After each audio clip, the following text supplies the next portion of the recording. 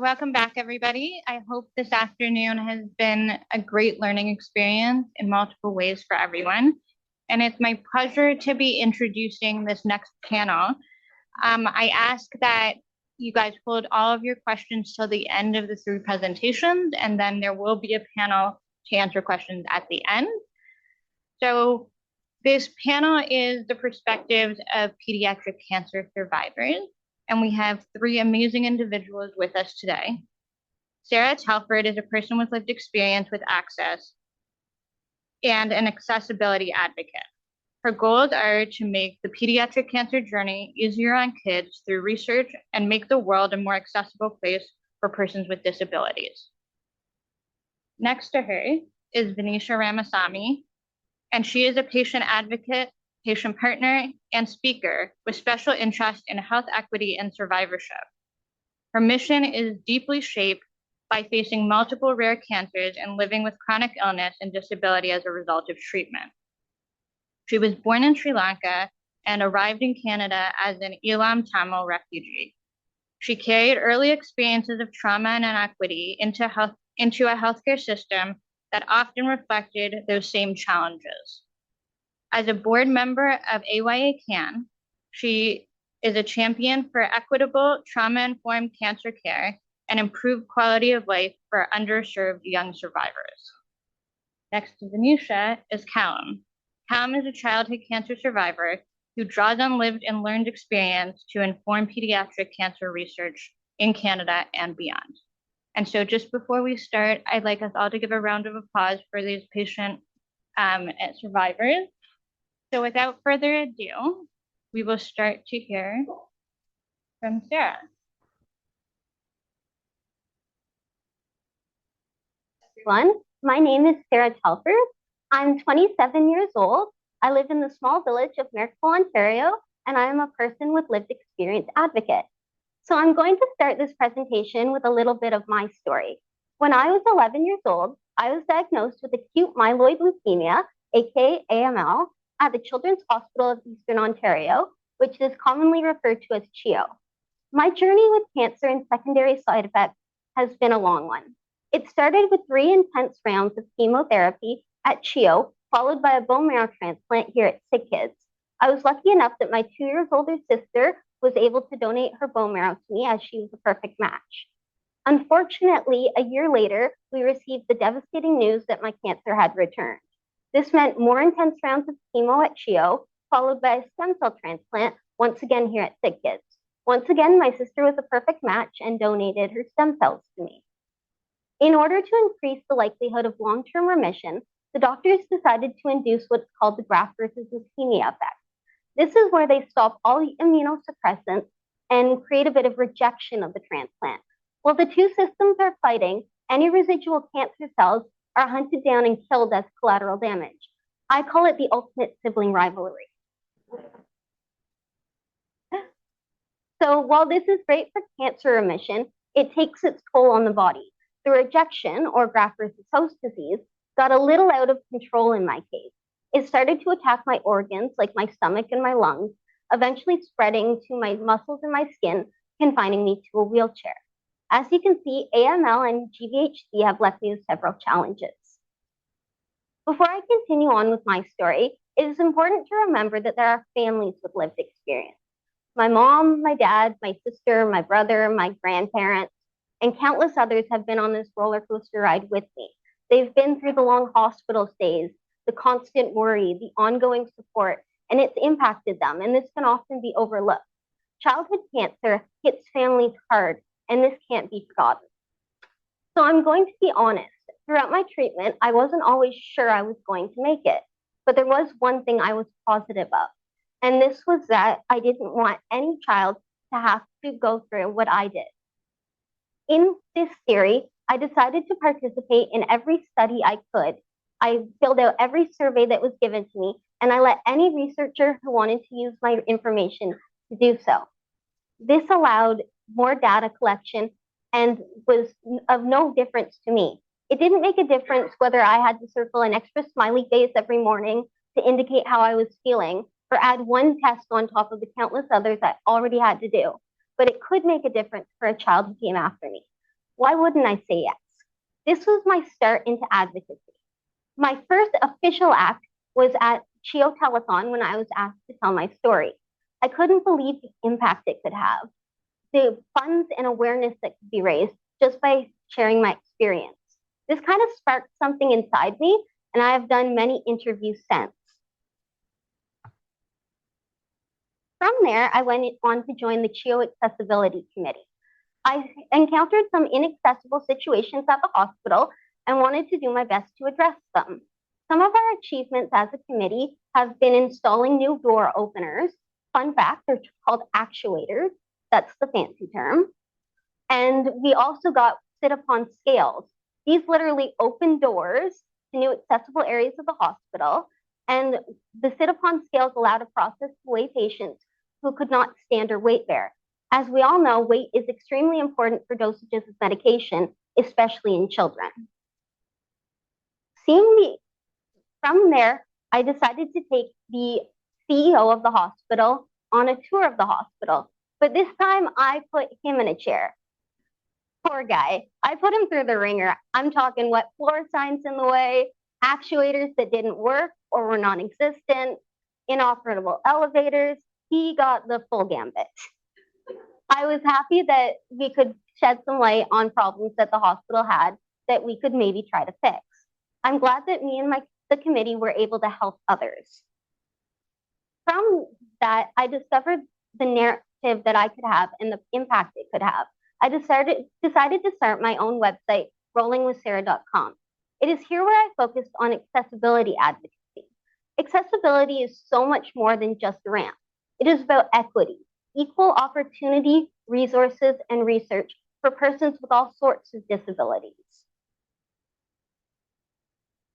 I also became a member of the American Lions Club and started an accessibility committee within it, which I now chair. Its goal is to make the local community more accessible.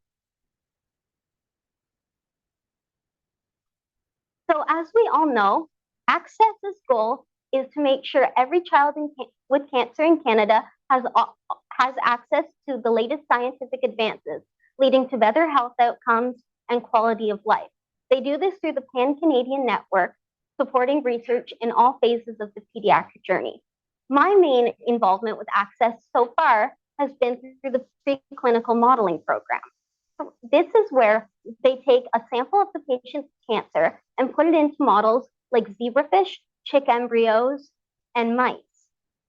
From there, they're able to test drugs against that specific strain of cancer without affecting the patient in question. This allows care teams to focus on solutions that are most likely to have success, as well as help patients avoid unnecessary side effects of drugs that aren't going to work anyway. This leads to better quality of life and better health outcomes. I also participate in as many interviews and questionnaires as possible. Education and data are key. I lend my thoughts and quotes to ACCESS's social media campaigns to promote what a great organization this is, the work they're doing, and how amazing it is to be a part of. The more advocates we have, the better. So why involve persons with lived experience? What do we bring to the table? It starts with the researchers. In the world of labs and science, it can be easy to forget why you're doing what you're doing. Persons with lived experience make the connection to the human impact that research has. It shows researchers what implications their work can have in the real world. Persons with lived experience are also important for donations. They give a human connection and a human face to the project. This incentivizes donors to give more to support these many amazing programs. Persons with lived experience also support ACCESS through our own channels and our own platforms. Many of us have areas, such as my blog, where we document what we are doing and the impact we are having. This allows us to talk about ACCESS, the work it is doing, and to promote this to more further audiences. The more information, the better. As I said, education is key. So finally, persons with lived experience donate our input to questionnaires, intake forms, and recruitment materials. We know what participants want. We know how to recruit contributors through suggestions like using simple language and avoiding acronyms or asking key questions, which are vital to any successful project. The input we give makes these programs more relatable and understandable to potential future participants.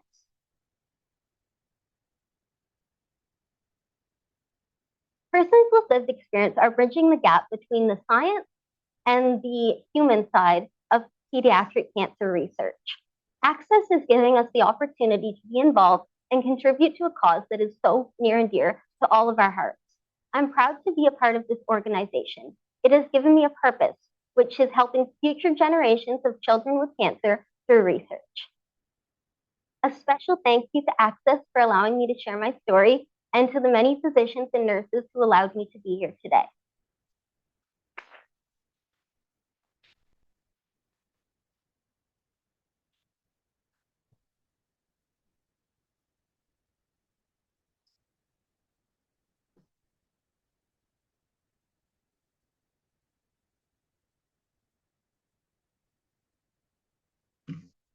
Hi, everyone. Can you guys hear me okay? Okay, thanks. Thank you all and ACCESS for the opportunity to be here.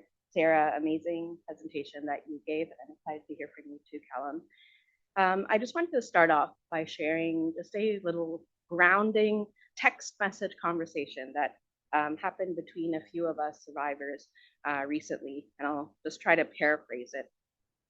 So a few of us are in a group chat. So someone said, hey, I just heard you're presenting at ACCESS. Hope you're going to do well. And then another person said, oh my gosh, that's awesome. Hope you're going to do well too. Can you talk for us? Make sure you make our voices heard. I was like, will do. Another person responded, hey, maybe we can all get together in person or online soon to chat about potential next steps for our survivor-led project. I've also been working on designing a program for patients, and I'd want to get your feedback. And then we heard from a friend that we thought was doing well, said, hey y'all, I'm just taking a break from advocacy stuff while I focus on my health. It's been a really hard time. I'll reach out at a better time. And so then it turned to, man, thanks for this message. This health stuff is so intensely real and challenging. Not many people can relate to us.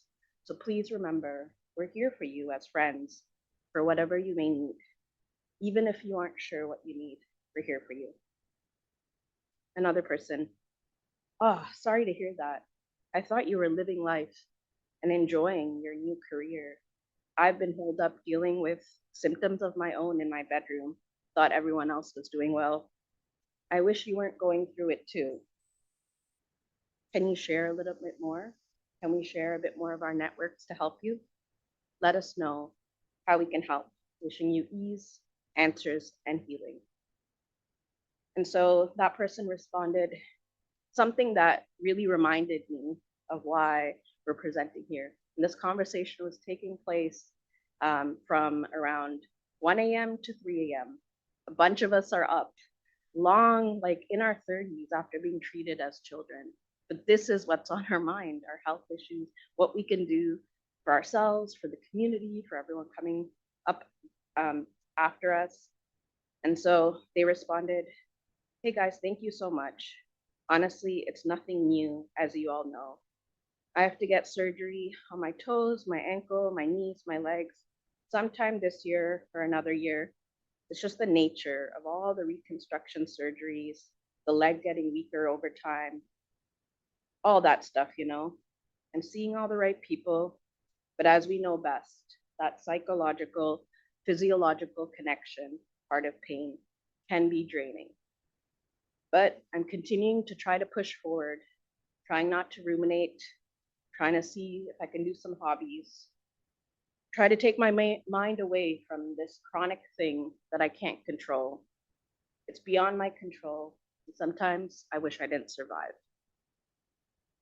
And so that kind of stuff, that was that one person one day, but through these group chats and discussions in person, we've all come to say those kinds of things?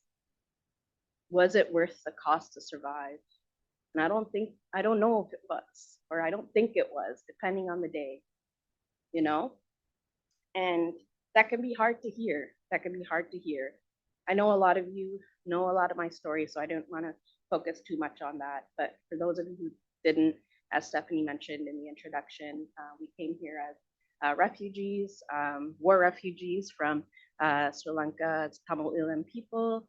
And a few years later, had cancer, thought we survived it all the wars and battles, and that we had found freedom. But in fact, we were put into another system that wasn't made for us. And unlike Sarah, that was so engaged in research and checked every box, we were the complete opposite kind of family. We're peoples that face genocide, peoples that face oppression, experimental treatments, and all these kinds of things that the colonizers and the white peoples and the people of majority that we saw in our healthcare system took advantage of. We weren't checking any boxes, no matter how much we were being forced. And that's why I'm kind of here now, because I want that system to be better. All the ways that my tumor and the things I went through aren't like found in research today because of the system not made for us. I'm trying to inject as much of it now, later on, as possible. And so I was diagnosed with osteosarcoma. My teacher is the one that is the reason that advocated, knew something was wrong. And yeah, without her, definitely wouldn't be here. She gave us scripts of what to do, how to go about everything to get an x-ray, and very, very lucky. Went through a lot of treatment complications, a lot of inpatient stays, as one of the impact presentations showed about the patient with osteosarcoma of the rib. All those treatments and more are the ones I had almost 20 years ago. And I think about how much that text conversation someone like me is struggling with now, and thinking about the person that's being treated now. Well, the kind of life I know that likely is to hold for them because of how harsh those treatments are from the 60s and 70s. And I had a lot of chemo, a lot of clinical trial chemo, a full resection of my leg from under the hip to the ankle, was in wheelchairs for like 10 years. And that left us as a family that was already in poverty, going through a lot more. But I'm a cat with 9 lives, and I've gone through a lot of different phases of life. And so here's some pictures of my family, my sister-in-law, the kids, my brothers, not in these particular photos, but like Sarah said, it was me and my brother through it all, and I was very thankful. And I was able to do some advocacy. Along the way, I was diagnosed with, moved across the street at 19, was diagnosed with a palliative tumor that was a recurrence 3/4 of my lung. We didn't know that we were supposed to be advocating. We were just told they'll call you when you need a scan. No one ever called us until I showed up like this, and they couldn't find my file. And so I had 6 months to live, but thankfully, because of an oncologist that was senior and kind of pushed, above all the other people's nose, I'm still here. And one of those treatments was in some of the impact presentations about the clinical trials I've been through. And then went through some other phases of advocacy and all of that, and really got involved in ACCESS early on. I was pulled in by Kathy Roeder when it was still CPCC. I don't know if I should be still saying that, but I'm gonna say it. Origin story, right? And they needed voices that had underrepresented experiences and people who are willing to share.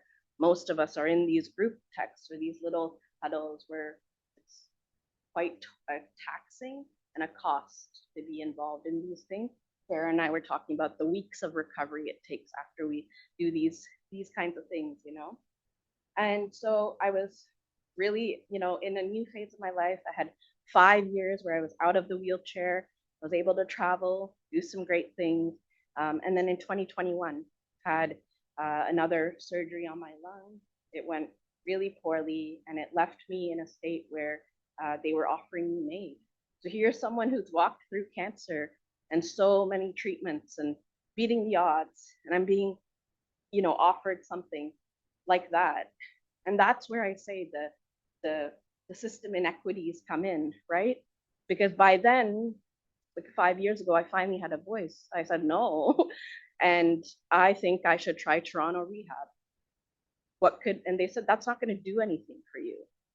But look, I'm here. I'm able to get out of my room some days.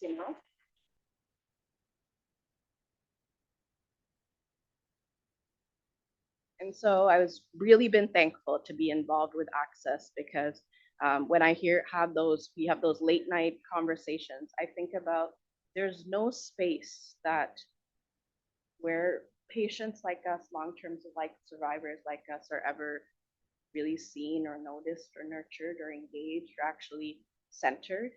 And without ACCESS around, every time I hear about funding cuts, I get deep fear and trepidation, because it's already such a rare space. And without it, where are we all, where as PWLE to go?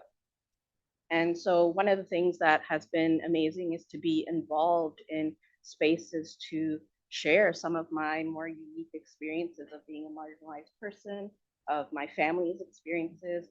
And last spring, got to attend that fellows conference that the Education and Training Committee was telling us about. And it was just a really amazing room to see so many people from all around the world that were coming and were learning and figuring out how to treat people that are underrepresented, their own communities abroad. And I felt it was like a healing experience to get to share a little bit about what it was like to be around amazing professionals who, for example, sometimes couldn't have the difficult conversations. And one of those anecdotes is, I can't hide it, I was a nerd. I was always a nerd in school. My teacher obviously knew me. That's why she knew something was wrong. But, and I always said that, I guess like I was always an inquisitive sort of, person. And I just had a lot of like questions to ask and no places to ask it, at a places to share things, nothing to share. And so speaking about some of these side effects, the PWLE subsidy was able to support me to attend the 2024 Aftercare Education Day with POGO.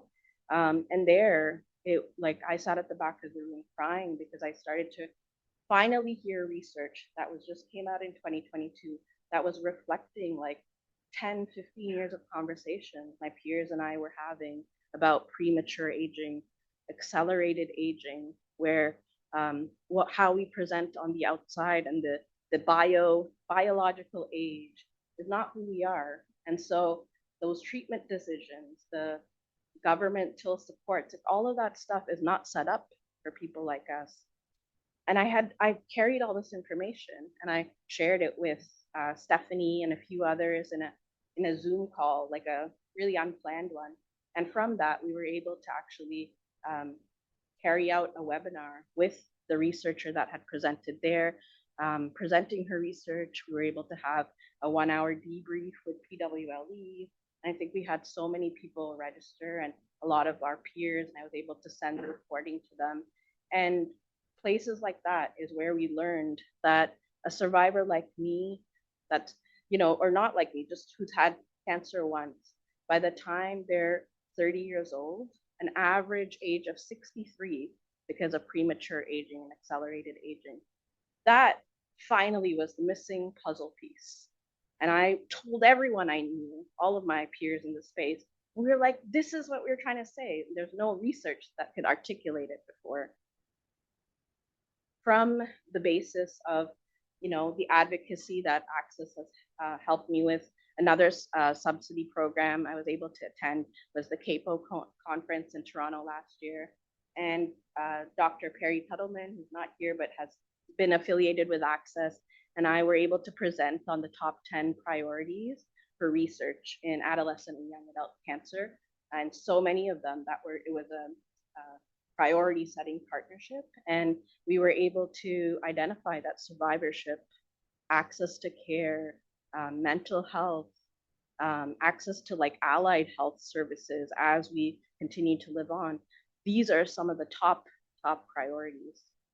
In addition to that, within ACCESS, I've been able to be involved in things like the project proposals. So seeing a lot of these posters has been so heartwarming because the Drug Access Navigator program, or all kinds of programs, to be involved. The preclinical one, I remember being one of the PWLE and SJII reviewers, and it's so amazing to see what has come to fruition through ACCESS, honestly. And I go back again to why we are so important, because there are so many of us are in these hidden conversations after midnight, talking about what our lives are like, and can't be here or aren't here anymore.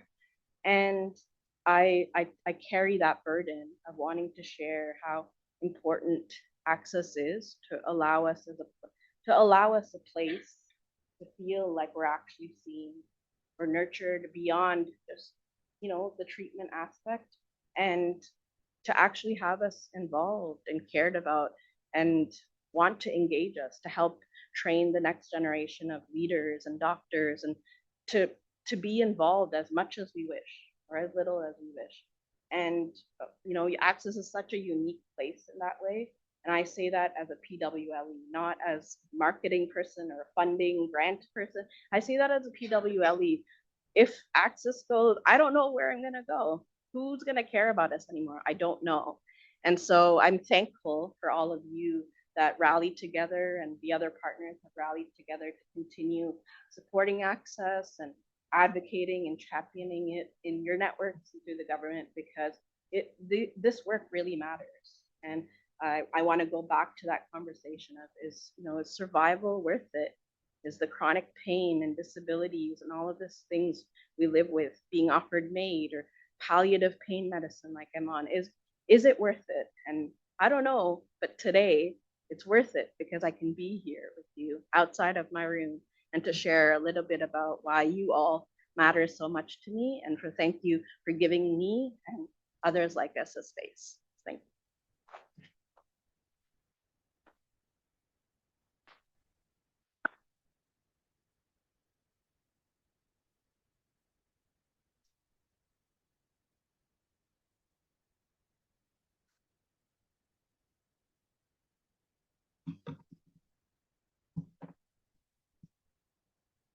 Thank you, Sarah and Venetia. Can everybody hear me? Do I have to put this up higher?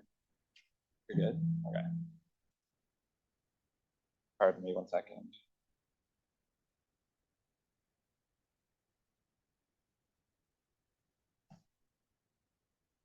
So thank you for having me.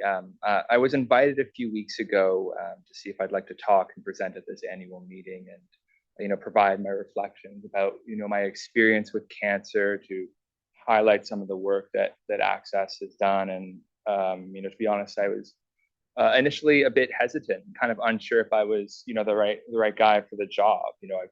I've been out of treatment for some 10 years now. I haven't had a visit with an aftercare clinic in 5 years at least. And so like I'm more or less lost to follow up, essentially. Quite literally. Yeah. I know, I have to email. Yeah, no, I'll talk to David Hodgson. So I have this feeling, I feel like I'm out of touch with the current treatment paradigm, and I'm certainly out of the age range and kind of the demographic of many of these ACCESS programs. And so I wasn't sure that I was going to be properly equipped to speak about ACCESS, in a way that the leadership committee would be proud of, or necessarily feel as a representative of our collective effort here. But I'm here today, right? I smartened up a bit, right? Because I realized that this is also an opportunity, because, if this meeting is anything like any of the other business meetings that, we've all attended, we're We're going to hear about the success of our programs, which was this morning. We're going to learn about some of the challenges that we kind of encountered along the way. And then we're going to spend the last bit talking about future initiatives to bolster engagement and entice CIHR. So to kind of make sure that these aren't the only takeaways from this meeting, I wanted to talk about sort of the downstream effects that ACCESS has had and the ones that aren't reflected in the hard outcomes or any of the deliverables.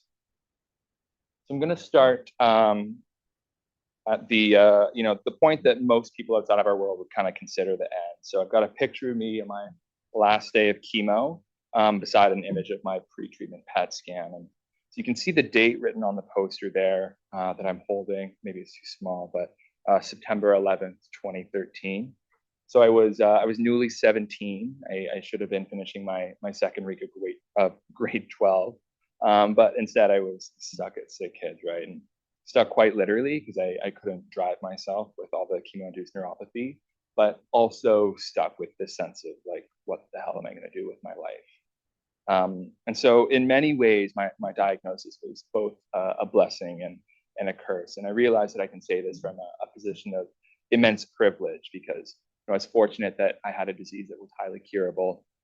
I lived relatively close to primary and satellite treatment facilities, and I had access to some of the highest quality care in the world. But at the time, I could only really see what having cancer kind of taken from me or prevented or, interrupted. And it took longer to see what it also set in motion. And without that diagnosis, I don't think that I'd have the direction in life that I have now.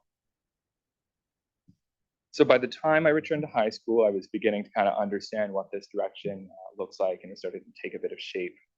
Spending so much time in a hospital environment, I naturally developed an interest in health sciences. And I was really fascinated by the dynamic of a teaching hospital. Everyone's learning all the time. There are discoveries being made every single day. And, the energy is just electric and it's palpable, right? So being older than the average age kid at sick kids being treated for cancer, I had a lot of questions about the procedures I was having, some of the side effects I was seeing, and, the changes I could expect to see. And my care team did a really good job of answering my questions thoroughly, and they kind of helped turn my curiosity about myself as a patient into something, a broader interest in childhood cancer, overall. And although the cancer treatment kind of left me behind all my friends, right, I was a year behind them, so I wouldn't be in the same graduating class, and I wouldn't share the same milestones with them. But the separation was also kind of good for me with ADHD. But also it gave me the space to kind of focus more clearly on my own path and on my future. So it deepened my connection to my cancer community. And it also made me start to see that there might be a place for me to kind of pursue cancer in some way as a profession. And so over time, research just started to feel like the natural fit for me, right? It seemed like the space where what I lived through and what I was learning could kind of come together, and where both could shape the kinds of questions that I wanted to ask and wanted to answer. And at first, it wasn't entirely clear how this would work and what I would do in practice. So I wasn't sure, how my lived experience would fit into the work, how much space it should occupy. And, to be honest, like all of this introspection is kind of it feels a bit self-indulgent at times, right? And so at times I was worried that I was pursuing a career in me search rather than, for like the greater good.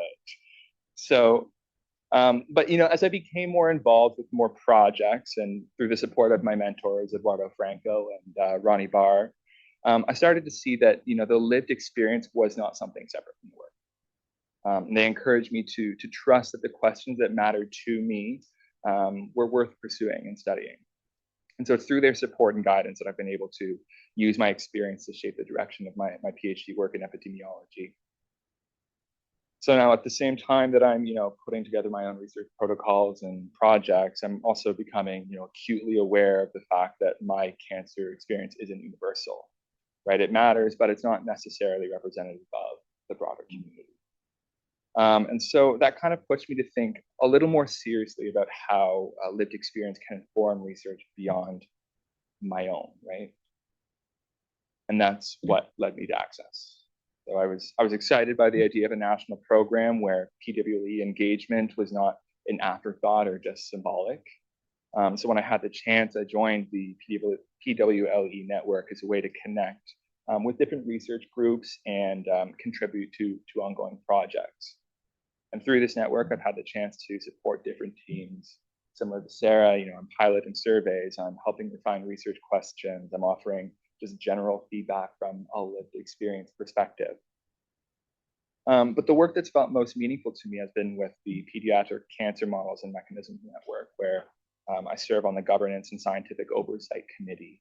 And so in this role, I participate in, you know, the regular discussions, all the boring work, right? Decision making. I help identify some research priorities. I make sure that the application materials are clear and accessible to me and, you know, colleagues, other PWLEs. And I also help create evaluation rubrics and, you know, actually do PWLE reviewers for these funding applications.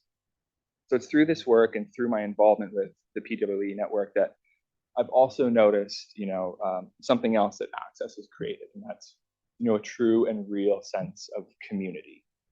So like even in preparing for this presentation, I've had, you know, countless people reach out that are just excited to see what the PWEs have to say and see how tall I am in person, and like, you know, like all of these things that friends do. And to me, it says a lot about what we've become and what we will continue to be. So ACCESS provides the scaffolding for meaningful partnership and allows lived experience to shape research priorities from inception to completion. And this is impactful because many of the persistent gaps in cancer care aren't the ones that manifest in the clinic, but they're still felt by patients and their family as they navigate their care every single day. So without being there to experience these challenges for yourself, it's easy to shift your focus to research projects that are more interesting or more ambitious or more challenging or bring more notoriety. And, you know, we absolutely need these big swings, right? Like the payoffs from CAR T-cell therapy are immense, but there's also room for smaller and less visible projects that can be equally impactful. And I think about an example of this pretty often. I remember gabbing to Louise about this when I saw it, but I was at SciOp in Ottawa a few years ago and saw this case series from a team describing inadvertent intrathecal and intramuscular administration of vincristine. So for me, you know, this was a very sobering experience because the picture there with the like Valencia 2013 Instagram filter was taken on one of my last days of chemo. And so you can see that these errors are universally fatal, right? And so naturally you start thinking about the counterfactual world and realize that without this simple sticker intervention, this very well could have been your fate as well, right? So the point here isn't that, you know, we need to stop pursuing the huge projects, or I'm not calling for, you know, defund profile, but we need to acknowledge that some of the most important changes come from a simple recognition of, you know, care gaps. And PWLEs are well equipped for this sort of insight. And because our world is so small and interconnected, those sorts of good ideas spread like wildfire and just, you know, permeate the entire community. So it means that the work that we're doing today can shape practice locally, but you know, well beyond our own institutions. So if there's one thing that I hope you take away over the next few days, or, you know, take to dinner at least, is meaningful PWE engagement in research benefits everybody involved. It strengthens the projects, sets a precedent for how we work as a community, and it creates downstream effects that extend well beyond our local institutions. And as ACCESS continues to grow, I'd encourage each of you to think about how we can continue building relationships with the PWE community and extend that engagement to projects outside ACCESS as well. Thank you.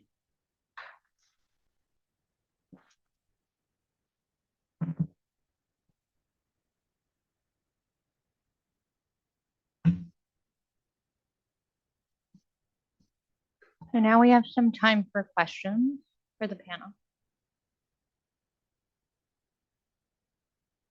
Or comments.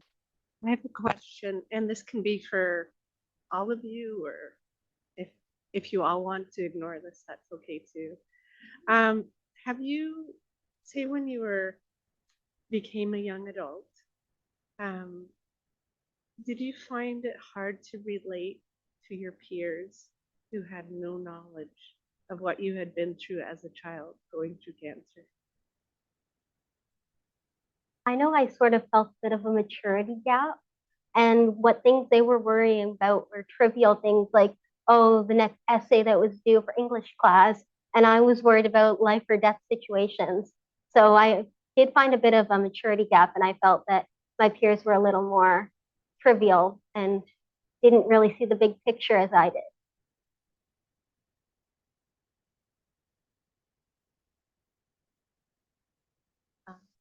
I would I would agree. I was already sort of an old soul, but going through this, um, I had my disability and my like all of that to kind of hide. Like I hid in my room because I was hiding from the world, but I was able to blame it on like that I didn't really have a lot of mobility and didn't have independence. And um, it was as I was getting older that um, you know it people start going through their own challenges with relationships or fertility or their parents and all that. But really, after the pandemic or since the pandemic is uh, has been a really interesting and unexpected coming together because so many of us, like all of us, I guess, here have been through something that like stopped life and really made you think and rethink your patterns. Like it was beyond your control, and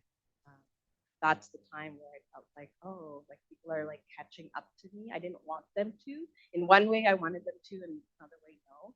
But at the same time, it was just we started to be able to live together and deal with the longer term effects of illness and chronic illness, mental health. I think my experience is very similar, right? Sarah's. Just because the age that I was when I got sick, there was naturally a break between friends, right? They were continuing on with their lives, and I was calculus, the worst, and like yeah, and I'm like I'm worried about all like the prednisone weight that like I've got a moon face and no hair, and they're going out and like living their lives. So we had very different interests, which was good for me, and then I could focus on myself and pursue my own interests. But it is absolutely isolating beyond just having cancer. There's nobody there. Everybody's gone. Everyone's changed. And while our original peer groups may not understand, I did find comfort in finding a new peer group of other persons with lived experience through channels like Campfire Circle, as it's now called. We knew it as OOCH, but things like that that allowed me to connect with others who shared my experience helped in that isolated feeling.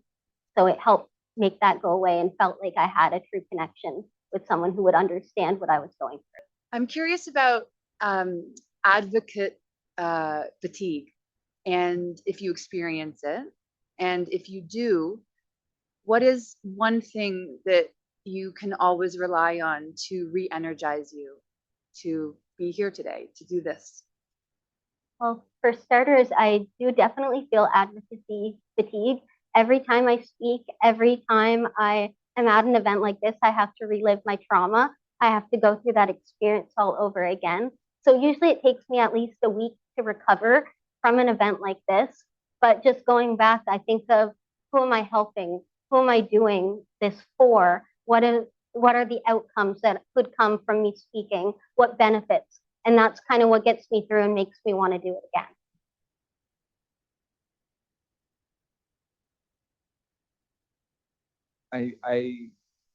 I don't think I experience advocacy fatigue in the same way, just because it has become, essentially who I am. Like it's really informed everything that I do since I was 17. I had cancer as a kid. I study it. My fiance had cancer as a kid. We met at age. Like my entire world is surrounded by childhood cancer. So I almost don't think about it, right? Like it's just such a part of my identity that it doesn't affect me in that same way. But absolutely, these things exist, right? We're asking a lot of people that, might not necessarily want to share their information, or, you're invited to an event and you are just a token or a checkbox in an EDI form. So these are the things that we're trying to avoid, and ACCESS is actively kind of engaged, hoping that more broad, it's not about whatever it is, saving. Great question. And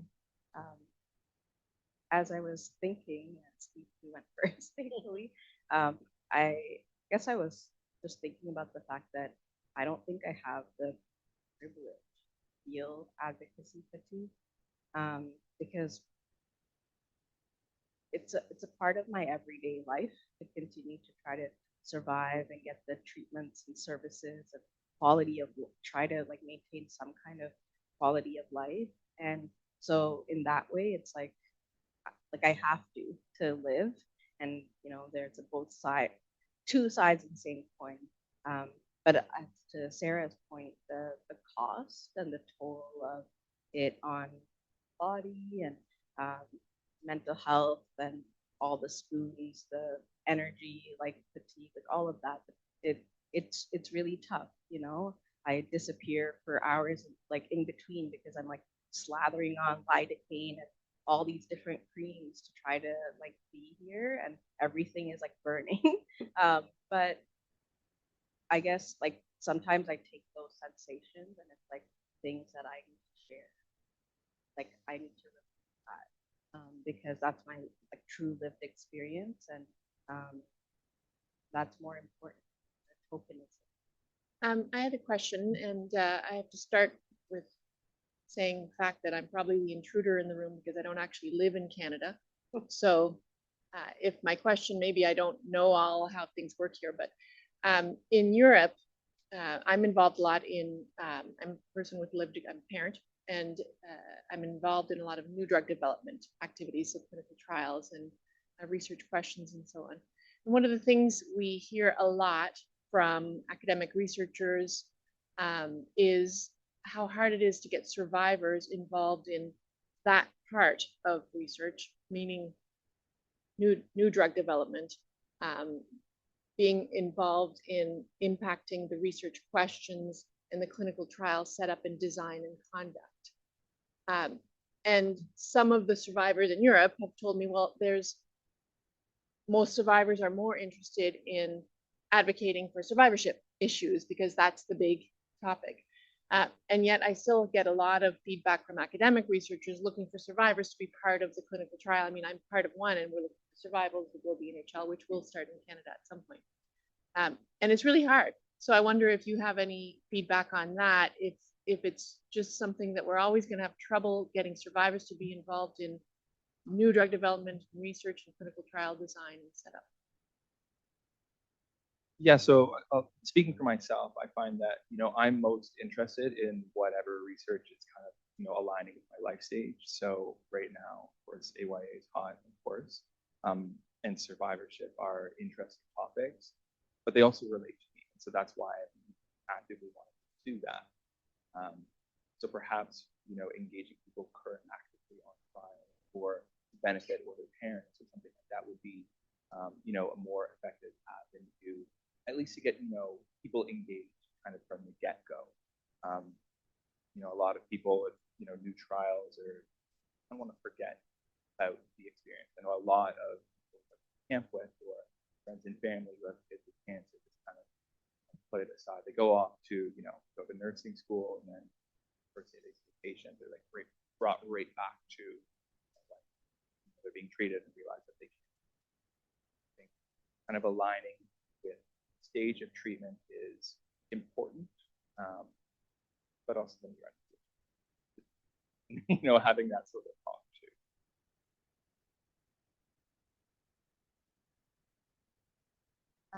I want to thank you for intruding the room, but also I think on that relates completely, and I would say the way that I think of it and the way that I share with my peers about this kind of work and getting involved is because so many of us are dealing with long-term side effects and from treatment and complications and all of that, relating it to the fact that, at least myeloid sarcoma and rare cancers, the same drugs from the 60s and 70s. And this is why we're living like this, because there hasn't been advancement. And so maybe sometimes connecting the dots, because unless you're in these kinds of rooms, an average patient who has even gone through these same treatments probably don't know that, 60s, 70s, 80s with Terry Fox, 2000s, 2025, it's still a lot of the same first line therapies. And so I think connecting the dots of why it's important to be maybe involved in more of the continuum might be the helpful. So speaking for myself, I've always been of the mind of how can I help others? What can I do to help those who come after me? There has to be some reason why I had this illness. There has to be some good that comes out of it. So I think more framing it in that way of there's something you can make magic out of something that's terrible, and framing it that way is likely to grab more support.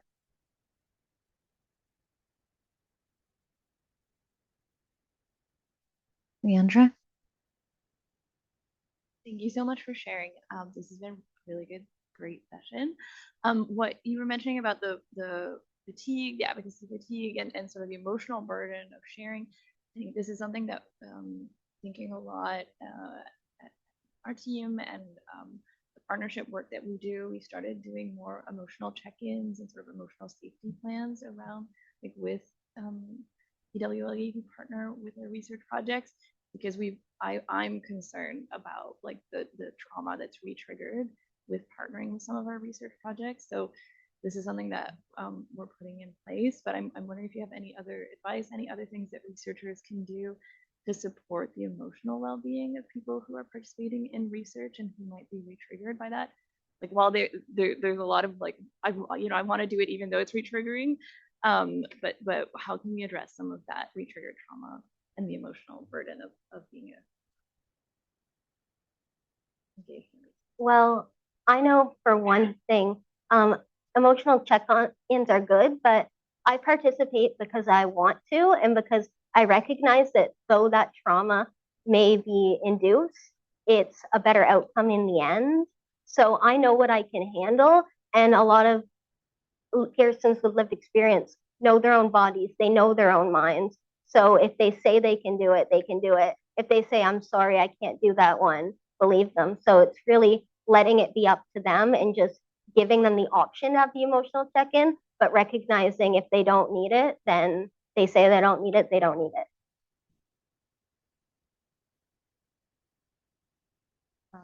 Yeah, thank you for focusing on that aspect that often gets neglected, and that this is a human that we're talking to. I think one of the great examples I've seen is I'm forgetting the name of the organization, but run by Cheryl Haytooth in BC, an AYA-focused organization, when they did a long-term research project on figuring out how to bring creativity into research and survivorship and young adults, psychosocial support. What they did is acknowledge the fact that this is a cost, right? Of you're not able to prepare your food for that day, so they gave, they would always give a gift card so people can order Uber Eats in front of their Zoom and eat together and be nourished. You're not neglecting that. But they also gave everyone a $500 psychotherapy budget. You find a therapist, they would give that money towards them. And I haven't seen it done in such a generous, thoughtful, intentional way. And Cheryl, being a PWLE herself, I think that stems from it. And so obviously there's funding limitations, but being able to focus a little bit, be creative, and also advocate for your PWLE. There's all these millions of funding proposals and going in and advocate for this couldn't be done, and this is all about PWLE. We need to make sure they're okay. I'll just quickly add, I think Sarah hit the nail on the head there. Fine line between helpful and so, just a simple check-in, not under the guise. So sorry for what happened. You have to go to the bathroom. Simple check-ins if you're doing, a little. And another thing to remember with persons with this experience is there's the physical cost, there's the mental cost, but there's also a financial cost. So maybe supporting them in that way as well, making sure that their needs are met financially so they're able to be a PWLE and they're able to give their time is also something important to remember. I was going to add that, and I will echo it by removing the maybe and saying it's already costly enough to live this life. So to make sure that we don't forget about the people. And I want to give an example of ACCESS. Just that happened today. A little while ago, I was connected to a project that they wanted me to provide a voice from an underrepresented population. And today, someone involved in that work stopped me and acknowledged that there might be just like old people mindsets in some of the leadership that are running the project. Thank you so much for being involved. Are you okay? Just know that this might come. Please come to me anytime if you're feeling like the wrong thing has been said, or you're feeling like you're traumatized or discriminated against. And I was okay just saying, yeah, like old white people mode, like what can we do? Or old white men mode. I'm so sorry. It's International Women's Day, so I'll say old white men mode. And it can be difficult on like people like us. A lot of times, like my peers won't come into these spaces because of that. And I appreciated that. Maybe like 5 years ago, people won't even acknowledge that. But she had this conversation with me and said, I want you to know that we already know this. We don't want you to be like hurt by it. We really care. And I thought that's just a perfect example of acknowledging.